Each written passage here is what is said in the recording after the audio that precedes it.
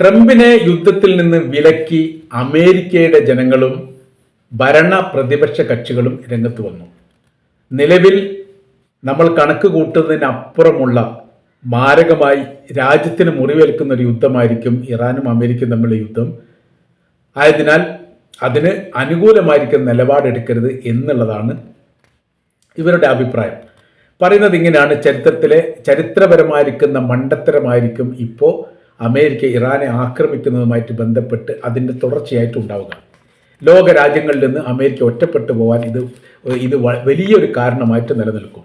Arab രാജ്യങ്ങൾ നമ്മളിൽ നിന്ന് അകന്നു പോവുക മാത്രമല്ല, നമ്മളുടെ ഉൽപ്പന്നങ്ങൾ അവർ സ്വീകരിക്കാത്ത ഒരു സാഹചര്യങ്ങൾ അങ്ങനെ വരും. അമേരിക്കയിലുള്ള UN സഭ, ഐക്യരാഷ്ട്രസഭയുടെ ഓഫീസ് മന്ദിരം ആ മേഖലയിൽ നിന്ന് മാറ്റാൻ ഇതിനു മുൻപ് പല കുറി ശ്രമങ്ങളൊക്കെ നടത്തിയിട്ടുണ്ട്. അതിൻ്റെ ഒരു തുടർച്ചയും അത് ശക്തമായിരിക്കുന്ന നിലപാടെടുക്കാനും രാജ്യങ്ങൾ മുന്നോട്ട് വരാൻ ഇത് കാരണമാകും. ഐക്യരാഷ്ട്രസഭയിൽ അന്താരാഷ്ട്ര ക്രിമിനൽ കോടതിയിൽ അമേരിക്കക്കെതിരെ വലിയ രീതിയിലുള്ള പ്രമേയങ്ങളും പരാതികളും നിറഞ്ഞു തുളുമ്പും.